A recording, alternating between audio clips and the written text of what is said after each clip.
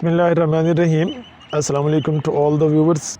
My dear viewers, आज हम lockdown के पस मंज़र में 5 बड़ी लर्निंग्स पर बात करने जा रहे हैं। अल्लाह ताला इस सोसाइटी पर, इस मुल्क पर और हम सब पर अपना रहम करे और हम सब इस वायरस से और वबा से महफूज रहें।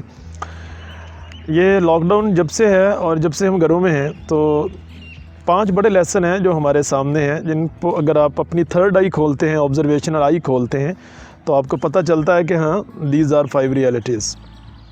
आइए उनको थोड़ा डिटेल से देखते हैं। इसमें जो सबसे पहली लर्निंग है हमारी, वो हमारे क्रिएटर अल्लाह ताला के साथ कनेक्टेड है।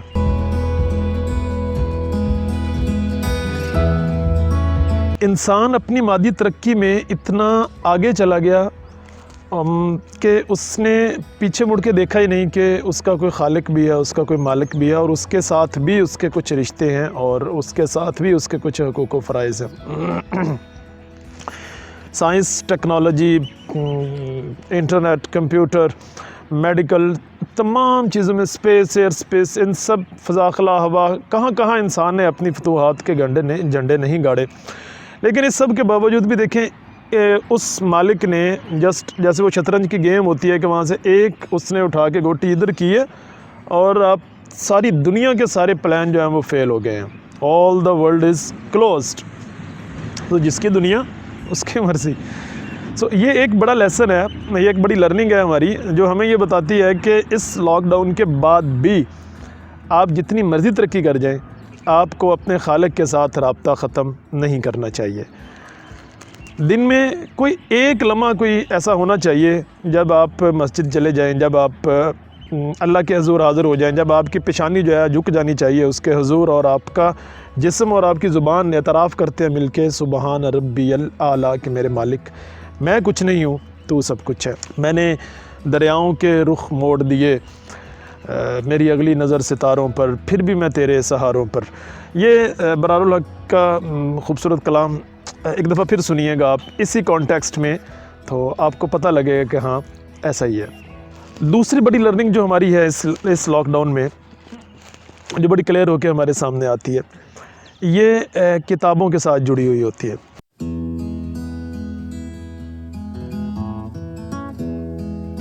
हम हमेशा कहते हैं कि अज़मत की हर राह किताब से होके गुज़रती है। अगर आपने कुछ बनना है तो आपको किताबें पढ़नी पड़ेंगी, बुक लवर आपको होना पड़ेगा।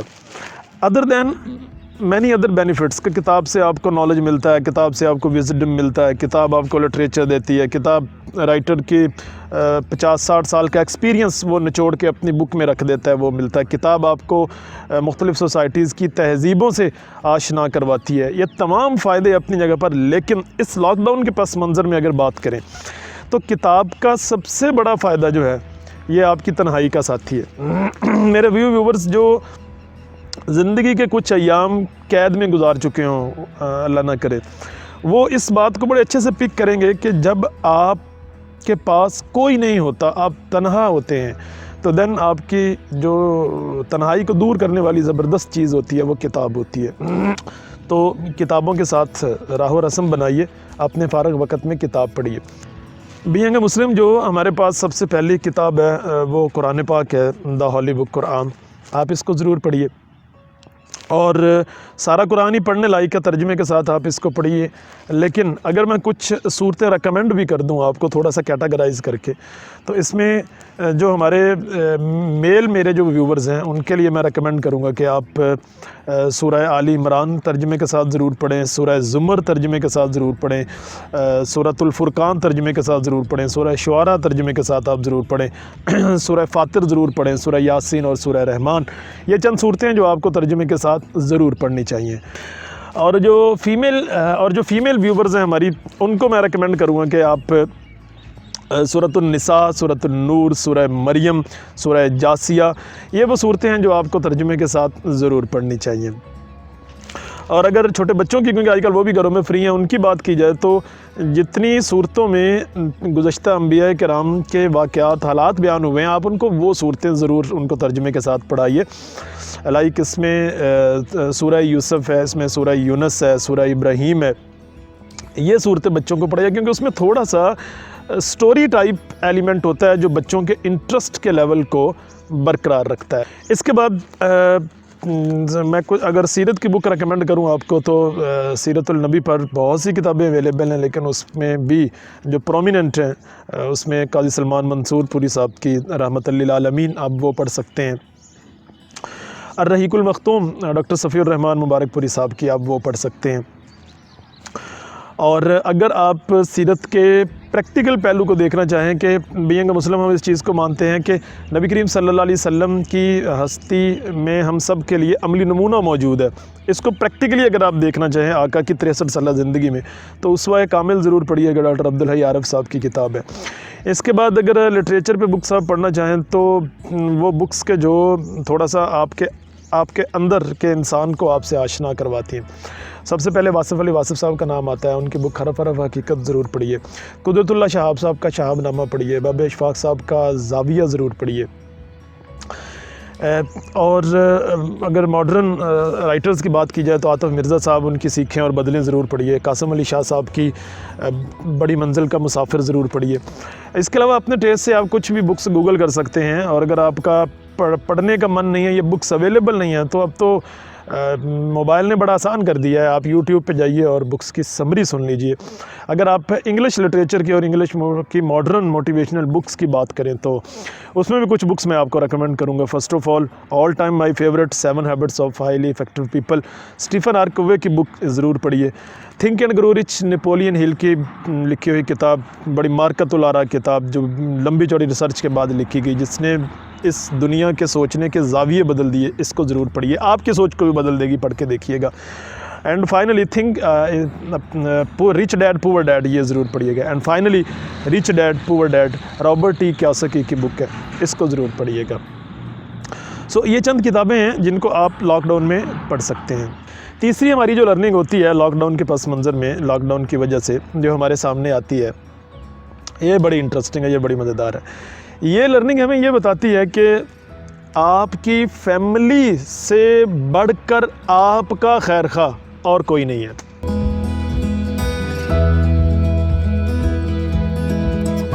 नॉर्मल लाइफ में होता क्या है कि हम अपनी फैमिली को कम टाइम देते हैं, कम अहमियत देते हैं, और बाहर के लोगों को वक्त भी ज़्यादा देते हैं और इम्पोर्टेंस भी ज़्यादा देते हैं। अब आप अपने घरों में बंद हैं, अब आप बच्चों की कलकारियाँ भी देख रहे हैं, उनकी स्माइल मुस्कुराहटें, उनकी शरारतें आप शेयर कर रहे हैं, और बेगम को भी आप बर्दाश्त कर रहे हैं। जी, मैं आपके दुख को समझता हूँ। सो अब आपको लगता है कि जो फैमिली मेम्बर्स होते हैं वो कितने इंपॉर्टेंट होते हैं। और जब भी कोई देखें, इस वक्त ये क्राइसिस की सिचुएशन है ना, तो लोग सलाम नहीं लेते, नहीं जी दूर से इस्लाम है, हम सब एक दूसरे को ये कहते हैं, लेकिन फैमिली मेम्बर्स साथ बैठते हैं, एक ही टेबल पर बैठ के खाना खाते हैं, सारा दिन इकट्ठे रहते हैं। सो जब भी आपकी लाइफ में कोई क्रिटिकल सिचुएशन आती है, कोई प्रॉब्लम आती है, आप किसी बड़े मुश्किल में फंस जाते हो, तो ये फैमिली मेम्बर्स ही होते हैं जो आके आपको सपोर्ट देते हैं। तो फैमिली इज़ ऑलवेज सुप्रीम, मेरी लर्निंग ये है। सो अपनी फैमिली के साथ अपने रिश्ते, अपना तल्लक, अपना कनेक्शन हमेशा मजबूत रखिए। और ये जो लॉकडाउन की बरकत से आप फैमिली को कुछ टाइम दे रहे हैं, लॉकडाउन के बाद भी इस रूटीन को जारी रखिए।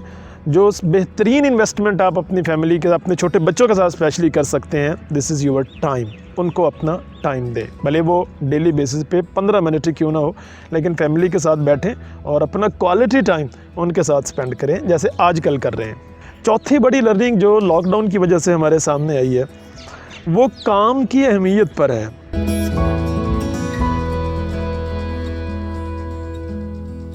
वर्किंग इज़ ब्लेसिंग, इसमें कोई दो राय नहीं है।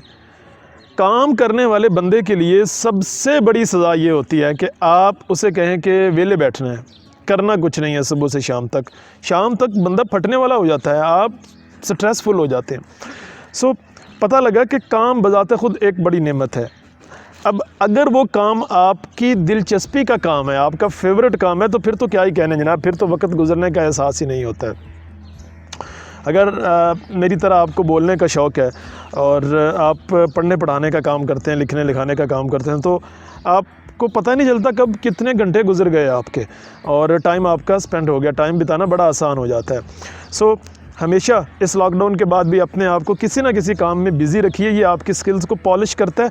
अदरवाइज़ जो आपकी स्किल्स होती हैं वो डैमेज होती जाती हैं اور ان کا جو لیول ہوتا ہے وہ نیچے آتا چلا جاتا ہے. سو زندگی میں اصول بنا لیجئے, اس لرننگ کو ایڈ کر لیجئے لاک ڈاؤن کے بعد بھی, کہ کبھی ویلے نہیں رہنا, ہمیشہ کچھ نہ کچھ کرتے رہنا ہے.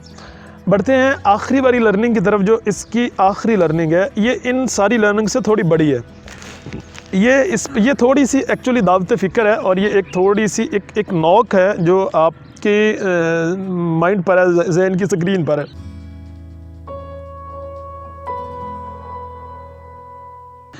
اب اس وقت لطیفہ کیا ہے کہ ہم بیٹھے ہوئے ہیں اس انتظار میں کہ کب کوئی ملک اناؤنس کرے کہ جناب کرونا وائرس کی ویکسین جاپان نے تیار کر لی ہے, چائنا نے تیار کر لی ہے, امریکہ نے تیار کر لی ہے, اینڈ بلا بلا بلا فلاں ملک نے تیار کر لی. ہم اس کی ویکسین خود تیار کرنے کا کیوں نہیں سوچتے؟ یا اس کینوس کو تھوڑا اور بڑا کر دوں تو ہر مشکل میں آپ دوسروں کی طرف کیوں دیکھیں؟ ہم بحیثیت پاکستانی ہم اس چیز کو بڑا سٹرونگلی مانتے ہیں کہ ہماری یوتھ, ہمارا ٹیلنٹ, ہمارے ڈاکٹرز, ہمارے سائنسٹسٹ وہ کسی سے کم نہیں ہیں. اب اس کرونا کے لاک ڈاؤن میں بھی یہ ثابت ہوا ہے, جس طرح سے ہمارا پیرامیڈیکل سٹاف اور وہ سارے اپنی سروسز دے رہے ہیں دیگر ادارے, that can be quoted as example. So ہم کسی سے کم نہیں ہیں, وی آر سیکنڈ ٹو نن. اس چیز کو بلیو کریں, اور جتنی یوتھ ہے, جتنا اسٹوڈنٹ طبقہ ہے, آپ اس کو ایک چیلنج کے طور پہ لیں کہ ہم نے اپنی زندگی میں مرنے سے پہلے کچھ تو اپنی نیشن کو, اپنی قوم کو ایسا دے کے جانا ہے کہ اس طرح کے کسی بھی کرائسس میں ان کو میری اس کاوش سے ہیلپ آؤٹ ہو, میں ان کے کسی نہ کسی کولیکٹیو پین کو کم کرنے میں اپنا رول پلے کر کے جاؤں. دنیا میں دو ہی نظریے ہوتے ہیں نا, کہ چونکہ مر جانا ہے تو کچھ کرنے کی ضرورت نہیں ہے, ہاتھ پہ ہاتھ رکھ کے بیٹھے رہو, روٹیاں کھاتے رہو اور چارپائیاں توڑتے رہو. اور دوسرا نظریہ اس کے بالکل 180 پہ اپوزٹ ہوتا ہے کہ چونکہ مر جانا ہے اس لیے مرنے سے پہلے کچھ کر کے چلے جاؤ. آپ نے کہاں جانا ہے, فیصلہ آپ نے کرنا ہے, پہلے نظریے کی طرف یا دوسرے نظریے کی طرف. ہوپس ہو کہ آپ کو لاک ڈاؤن کی یہ 5 لرننگز پسند آئی ہوں گی. اگر ایسا ہے تو کوشش کیجئے کہ ان کو اپنی پریکٹیکل لائف میں ایڈ کر لیجئے. آپ سب کی بصارتوں اور سماعتوں کا بہت شکریہ.